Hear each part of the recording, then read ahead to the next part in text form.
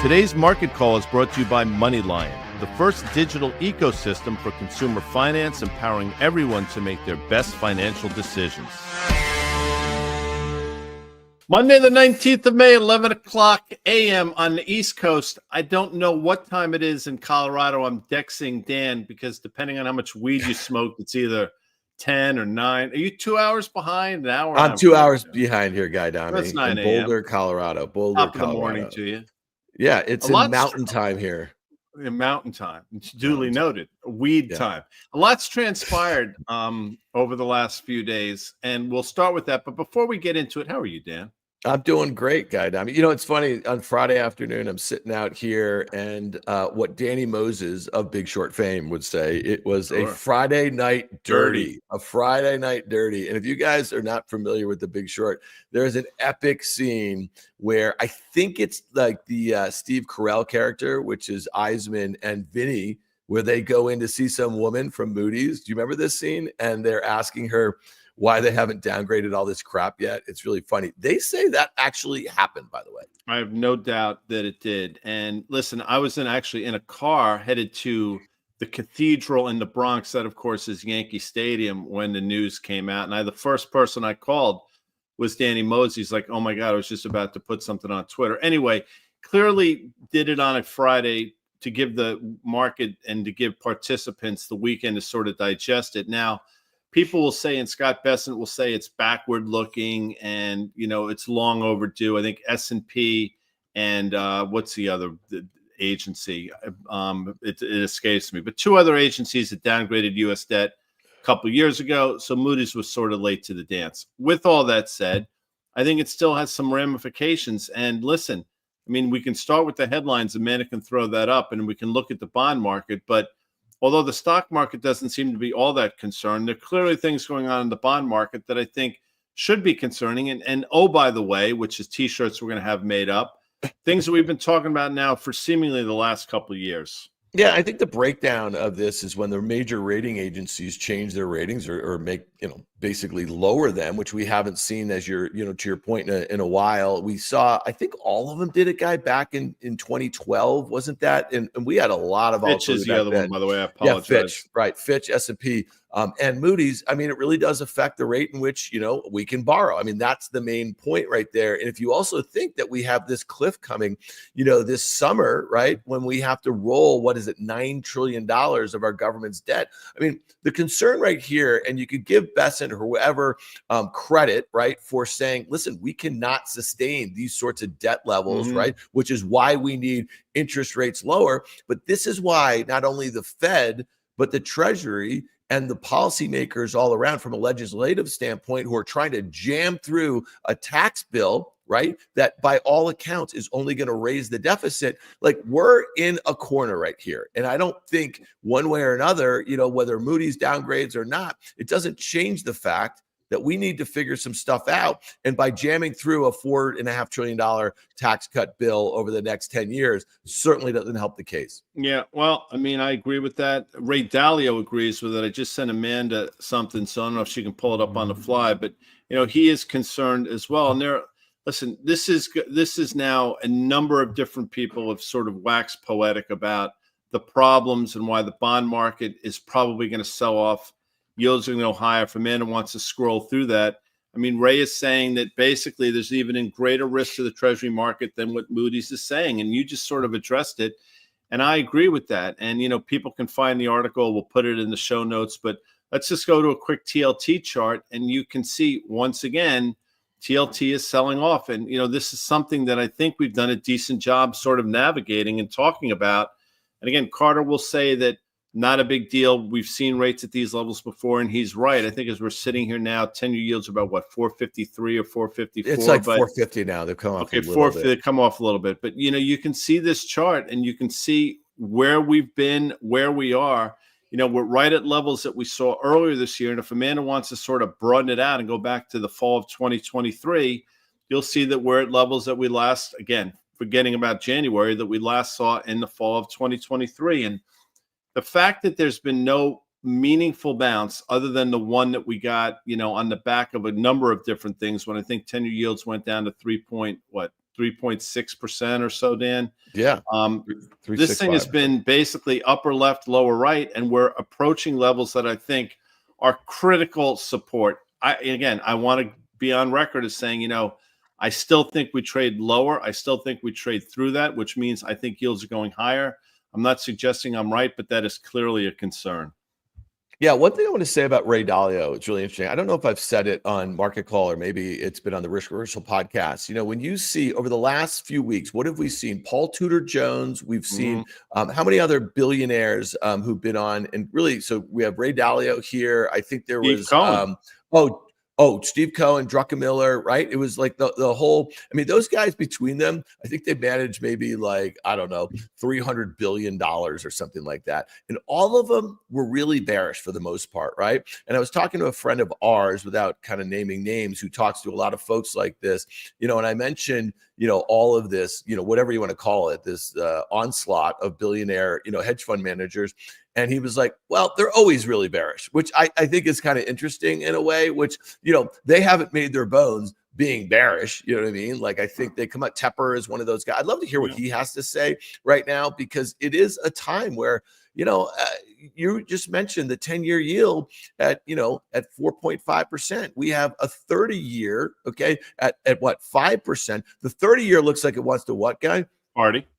Yeah, it really does. It really looks like it wants to break out a little bit above this thing, which brings me really quickly. I know, Amanda, maybe she can pull this up on the fly.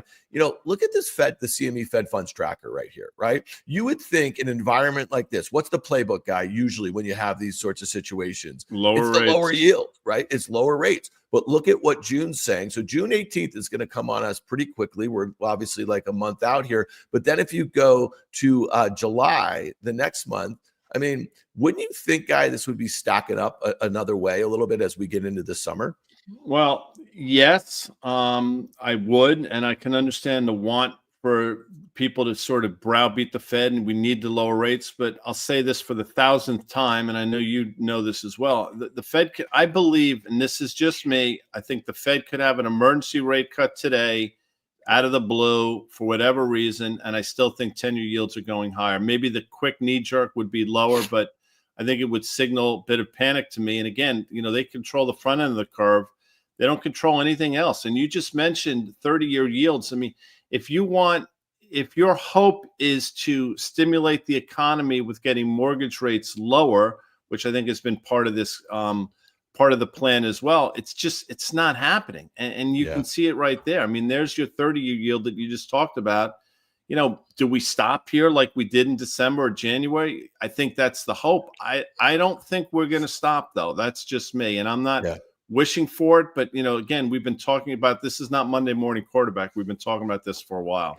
Yeah, one thing that you just mentioned is interesting about the jobs, actually about the housing market. I saw two articles over the weekend, I think both in the Wall Street Journal. One first was talking about, and we saw this last week, Microsoft's cutting 6,000 jobs. Now, these are not like sales jobs. These are coding jobs. These are engineers. These are, the prize jobs at any tech firm, right? And so these are the sorts of things that everyone thought were recession proof, right? If you think about what's going on in the build out of all these AI models, and what they're starting to do is they're starting to see some success of these AI models. And one of the first use cases that everybody talks about is the assistance with coding. Okay. I thought that was super interesting. And then the other article talked about how tech workers are staying put because it's become harder to find jobs. And I think that given the environment and given what we think we know about where a lot of the demand has come from for all sorts of tech services from generative AI, those are not too good headlines. You know what I mean? So that's one thing. To your point,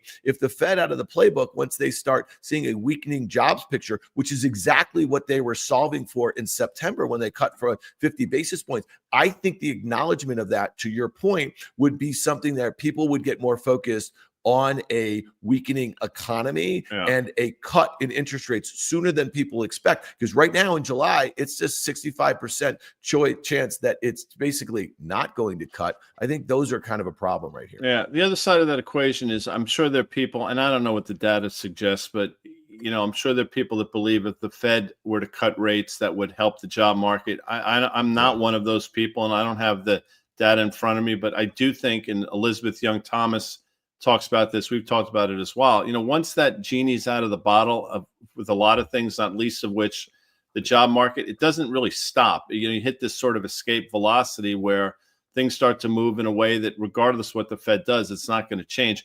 Let's look at the S&P because, we talked about this last week. We got through the 200-day moving average in a pretty meaningful way. We actually gapped higher to get there. And now we're sort of sideways. We'll see how it plays out. If Amanda wants, that's a static chart. If she wants to throw up just a real-time chart over the same duration with the 50-day moving average, you could see that, listen, we still crossed 2 on the downside. I talked with this about Carter last week when we did market call. Typically when you hear about these death crosses or golden crosses, depending on what environment we're in, it's typically the best time to either buy if it's a death cross or sell if it's a golden cross. And if you look at that, Dan, that's exactly what happened. When we finally did cross, it was basically the balls low in the short term of the S&P. But nothing really has changed. I mean, that formation is still there. You have the 50-day maybe sloping a little bit higher now, maybe the 200-day as well. But if this thing were to sort of cascade through, and that would be probably about 5650 or so in the S&P, then all bets are off. And then you got to sort of say again, maybe that death cross was something.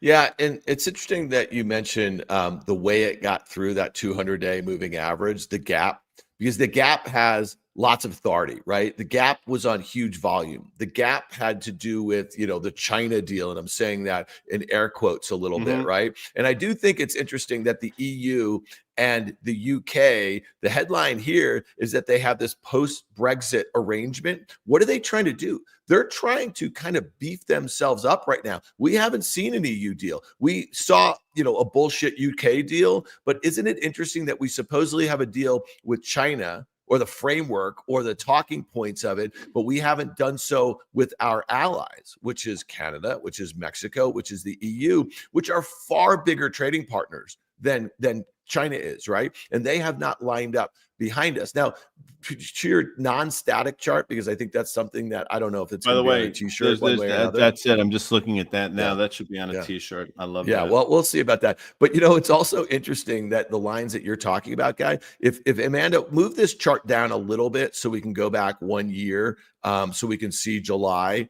The July high, if you were to draw a horizontal line from there all the way over, well, you see the levels there, like that was, it was resistance and it checked back and then we kept on going. Then we broke through it. We checked back and then we careened lower. We gapped above it, which kind of brings me to the VIX chart. You just mentioned Carter last week, and you were looking at a lot of these levels on the S&P. Carter on worthcharting.com is looking at the VIX now. Now we generally, and he does not certainly chart the VIX too often, but I think he's trying to make a point here is that we have seen a series of higher highs and now a series of lower lows. And if we were to get something, yes, higher lows. Thank you for fixing that. No. If we were to see it's important. If we were to see a move below that, Guy, what would that mean? We'd see something out there in the world that's giving investors some sense of calm, right? And then you would see that 5,700 level as really important technical support, right? And then you'd see this thing start to melt back into the mid to low teens. Yeah, I'll say that I think the VIX is going to reaccelerate higher. I am surprised we're back down here, but you see how quickly volatility rears its ugly head, or for some people, people that enjoy the volatility based on just being able to trade around things. But volatility is still a story. And again, when Moody's does something like that on a Friday, again, regardless of what you think, they're late to the dance and all those things, it definitely has ramifications, and we'll see how the market starts to digest it. And we'll see how some of these bond auctions go. And we'll see on the back of the bond auctions how the broader market takes it. And, oh, by the way, which is going to be on a t-shirt, you still have an Nvidia earnings release that's coming up. I want to say you probably have it in front of you. I think next week. I think it's next week. Mid next week. Which is going to be a pretty big deal, I think. And I want to say, and I haven't found this out yet, but I think I read that Michael Burry is back in the market, and apparently he was buying Nvidia puts. Now I don't know if that's against something, but I definitely saw that a few different times. So all of a sudden, once again, given the bounce Nvidia's seen, that seemingly looms large over the next couple of weeks. Yeah, it's the 28th. And it's interesting that you mentioned Michael Burry of Big Short fame. I think the movie, the book, if you ever saw it, you saw that it was really early, right? And so since he's been on Twitter over the last few years, I think a lot of folks would tell you that he has not been a great timing tool, because he'll come out, he'll tweet something, he'll make some big proclamation, and then he deletes the tweet, I think by design, after a few days or a week or whatever. And, if you're following him into that trade, you don't know how he gets out of it. And B, you don't know what it's against, to your point. And C, is he a good timing tool? So, for whatever that's worth. I mean, I agree with you. We've been saying this every time over the last, let's say, 2 years, it's going to be the main event. Guy, what do you make of the fact that, and this seems to be very typical of the market that we've been in over the last, call it, month since we had that bottom, the market headlines, they're not good. You see, a move lower in the pre-market, that sort of thing. And within an hour or two, you're looking at a market that's basically unchanged, no harm, no foul, especially after the rally that we have seen over the last few weeks. Surprising. If you had asked me Friday at 5:30, whenever the hell this came out, what's going to happen on Monday, understanding that the market had a weekend to digest it, I would have thought the S&P would have opened down anywhere from 80 to 100 handles. And at one point, by the way, it appeared as though that was going to be the case. I think it got down to about minus 65 at one point. At least might have been lower than that. And here we are, I think, down 20 or so S&P handles, which is pretty moderate given to your point, the run that we've had and given the news that we saw on Friday. But there's still a lot of real estate here. There's still a lot of time. And, I still think that the market is going to come to grips with the fact that things are definitely slowing. There are clearly some headwinds out there. The market has gotten itself very quickly into an overbought condition in terms of a lot of the metrics that we lose. And in terms of valuation, it really hasn't, it's gotten not as expensive as it's been, but it's gotten itself expensive again. And, we rail about this Buffett indicator, which is we're sitting here today is, approaching 200% again, which I think should be concerning for people.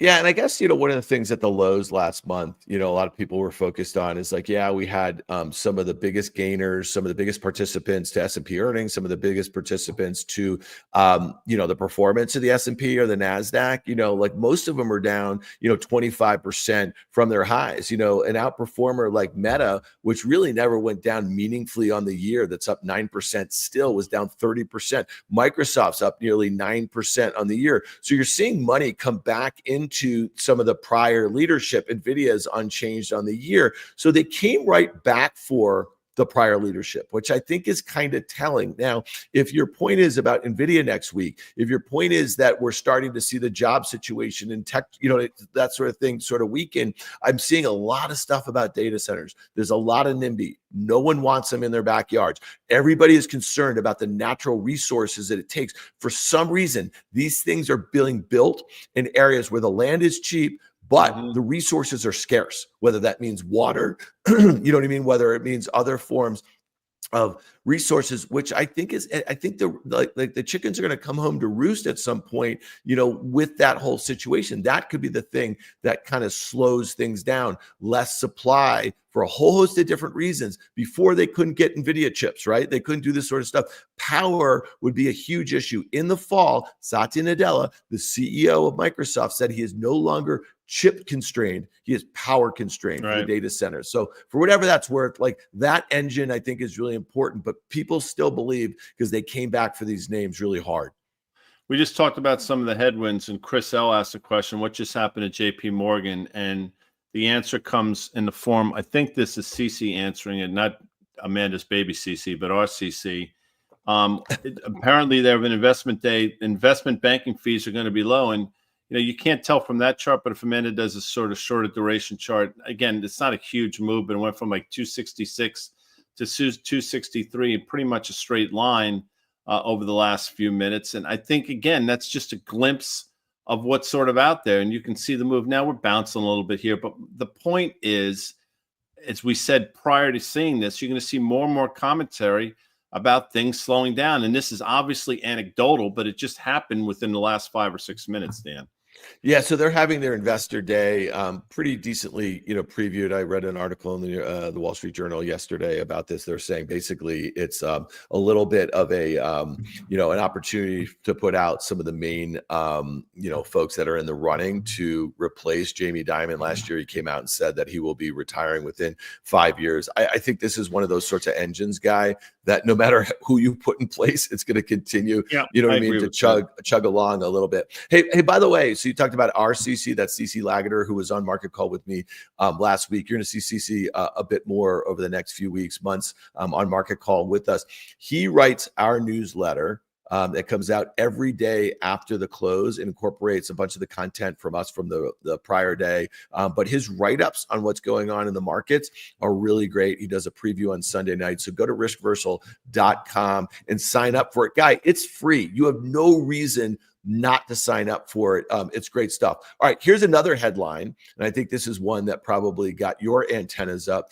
President Trump was tweeting about a headline from Walmart, which I did not expect from a company like Walmart. We've been talking about Walmart in the context of a trade war. Who has the leverage as they're dealing with manufacturers, right? That sort of thing. It's clearly Walmart. They have been notoriously stringent about the way they buy things, who can put product onto their shelves, the way in which they do it, not just here, but obviously they have a big business in Mexico and some other places abroad. So Trump's telling them not to raise prices. They said, I think on Friday afternoon, that they were going to pass through price increases, which really is saying, what's their motto? Is everyday low prices or something like that? That's their motto. Yeah. So, I mean, if the president wants to pick fights with some of our, let's say it, national champions. I mean, Walmart is clearly one of them. Walmart has not only put lots of mom and pop businesses out of business, but you could make the argument on the flip side of that, those everyday low prices helps a lot of consumers. And what we've seen over the last couple of years, it's not just a mid-level to lower end consumer, it's been a higher end consumer that's been trading down.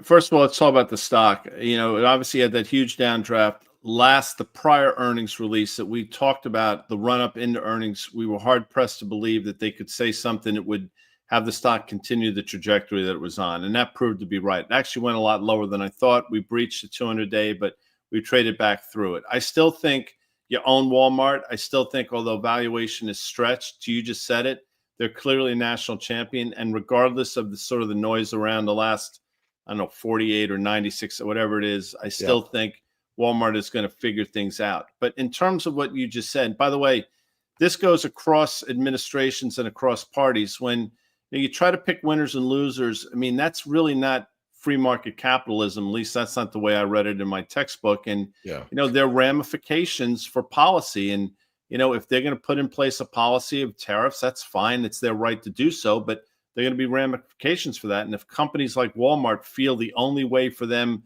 to continue to operate in the way they want to operate is to raise prices, they're entitled to do that. Now, the president said, they made billions and billions of dollars more than people thought. I don't know if that's true or not necessarily. I know how well Walmart does. I know what their margins are. I know what their business model is. And by the way, they're entitled to do well. I mean, people can shop elsewhere if it's not working out for them at Walmart. We still have choices in this country, but I guess the overriding point to me is I don't think, and this has got nothing to do with this particular administration, this is just across, you shouldn't start picking winners and losers in sectors.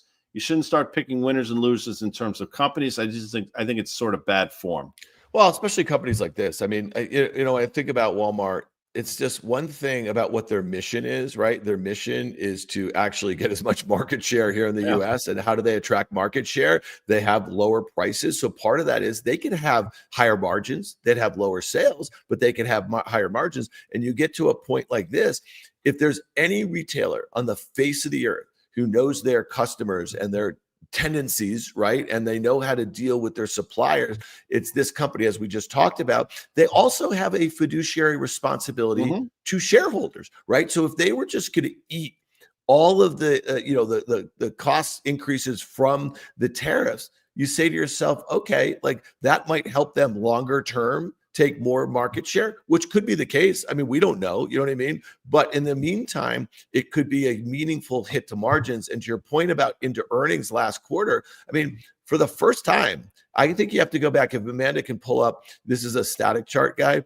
If Amanda can pull up a longer term chart here, they had some problems coming out of COVID, right? And you can speak to that because Target was an absolute disaster. Look at that gap all the way back in the middle of 2022. Look at where the stock has come since then. They were dealing with some inventory issues back then.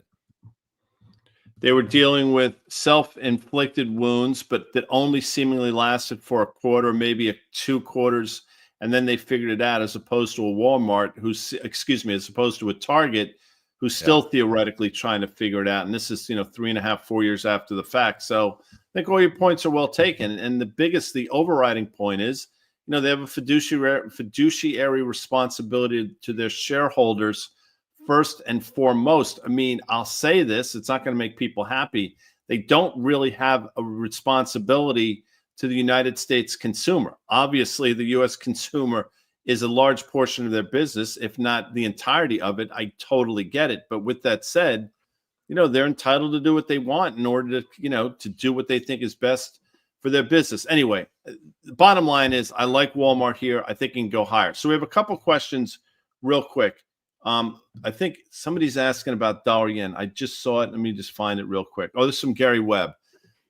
Pull this question up real quick because Gary's asking, do I think that dollar yen can go to 130? I had Mike Novogratz on a week and a half or so ago on the Risk Reversal podcast. I think it dropped on a Wednesday. I don't know if it was last Wednesday or Wednesday before. 2 weeks ago, I apologize. But he actually said, we talked about dollar yen and we talked about the US dollar, and he thought dollar yen was headed down to that exact level, 130. And if Amanda wants to sort of draw that horizontal line, you can see that's a bit of a level there. If you go all the way down, that. So you can see where we've traded down to before. I think that's where we're headed again. I don't know what happens to the broader market if and when we get there, but I don't think it's going to be particularly good. By the way, that was back in 2023, Dan. Yeah. I'm with you on that. I think if Amanda can pull up a Dixie, the US dollar index, I think, some of the headlines you read this morning, or as I was kind of looking at, how the markets were digesting, this Moody's news. I mean, all the headlines were, the sell America trades back on. So you're selling stocks, you're selling dollar, you're selling treasuries, that sort of thing. So I do think it's, worthwhile of keeping an eye on that. But like the more headlines we get and the less reactionary, at least to the downside we get, you start saying to yourself, okay, the glass is clearly half full again. And, you just basically have a risk on environment where investors want to buy those dips, and that Walmart is a good example because I remember you saying, 80 is a level just technically valuation wise, you just taken a bunch of turns off that multiple. I think a lot of folks did not mind buying Walmart at 30 sometimes, you know what I mean? Which to us sounded a little crazy. You thought it would sell off into the print. You thought you'd buy it at 80. I don't think anyone thought you'd see that sort of range in such a short period of time. But, and I want to make this point, I don't look at the Twitter anymore. I don't look at what people are saying, that sort of thing. But I don't know about, I know, but I can speak for myself, at the lows in April, and no one thought they were going to be the lows, but the pace in which we sold off and some of the other macro assets, the way that they were sort of acting, I was not, and I know you definitely weren't, I'm going to speak for you.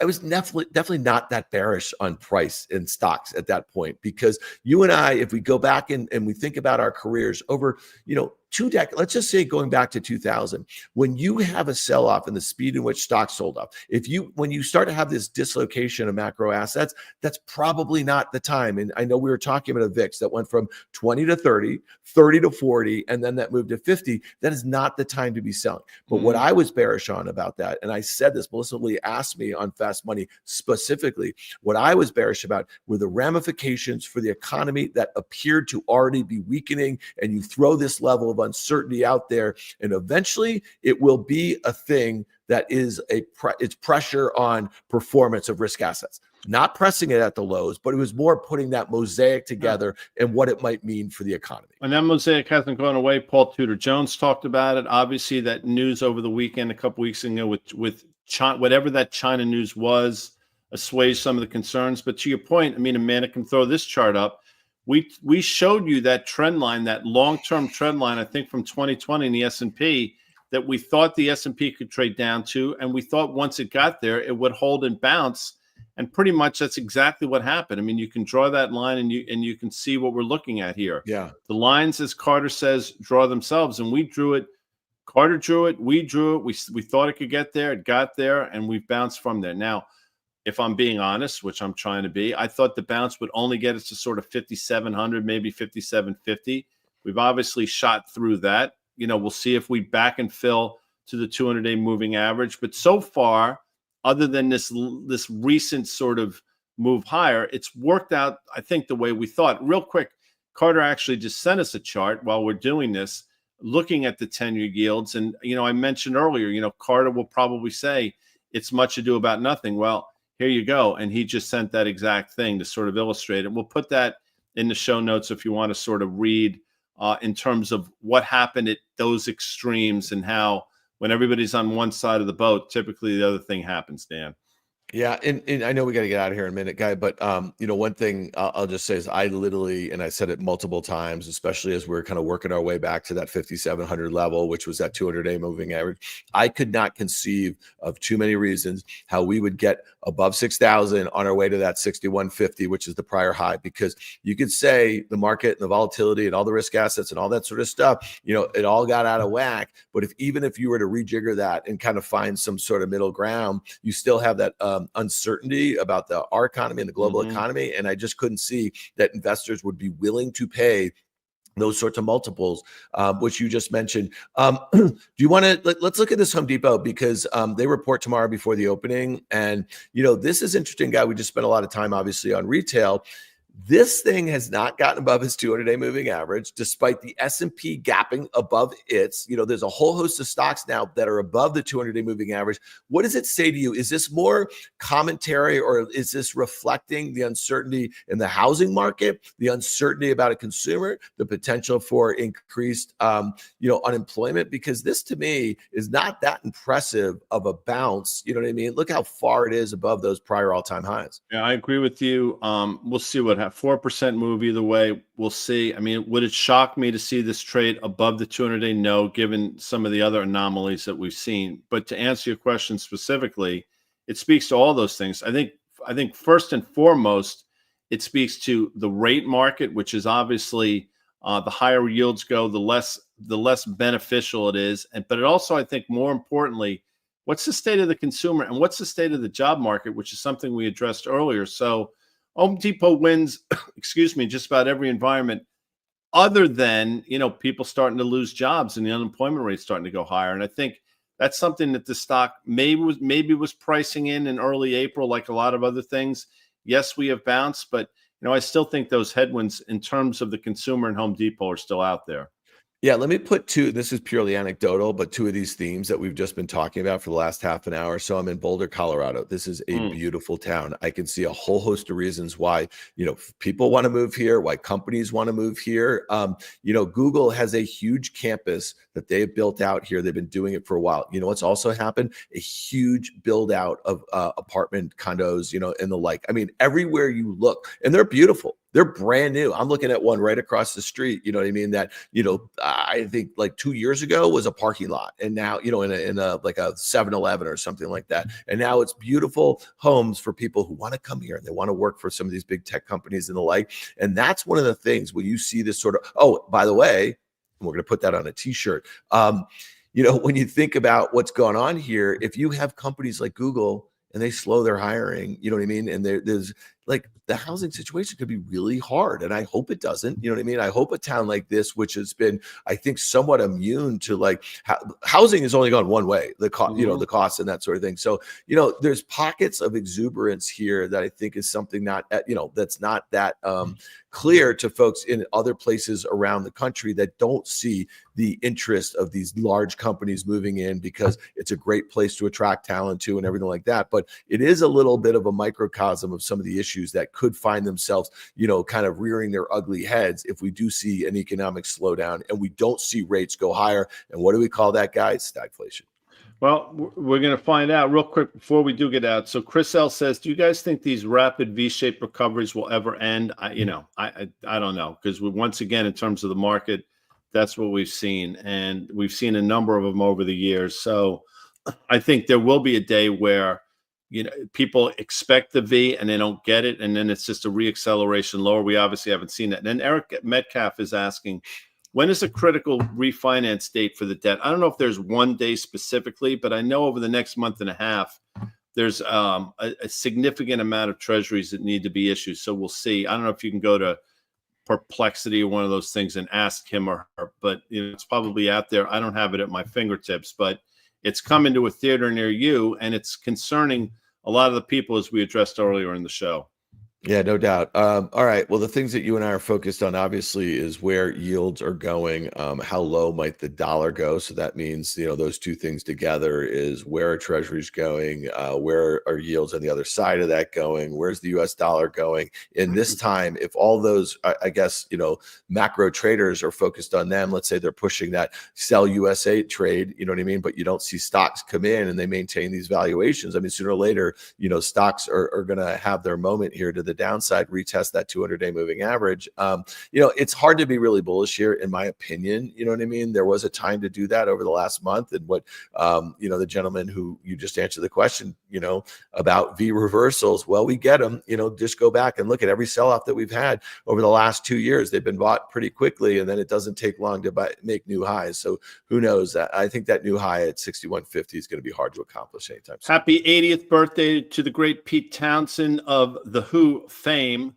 Obviously, The Who, for you folks playing our whole game, is one of my top, I want to say, 4 bands of all time. They might be in the top 3. I'd have to go back and look at my list. Dan's out in the CO, but he will be back. I think Tomorrow. You're flying back today, if I'm not mistaken. Yep. Tonight on Fast Money, we have Danny Moses, and as usual, a jam-packed week here on the Risk Reversal Media platform. Yeah. We end the week on Friday with a drop for risk reversal of Mike Wilson of Morgan Stanley. So it'll be fascinating to see what he has to say here, given all the things that we just talked about. Guy Adami, it's been fun. I'll see you tomorrow in New York City. Can't wait. Thanks, everyone, for being here. We'll talk to you. Bye.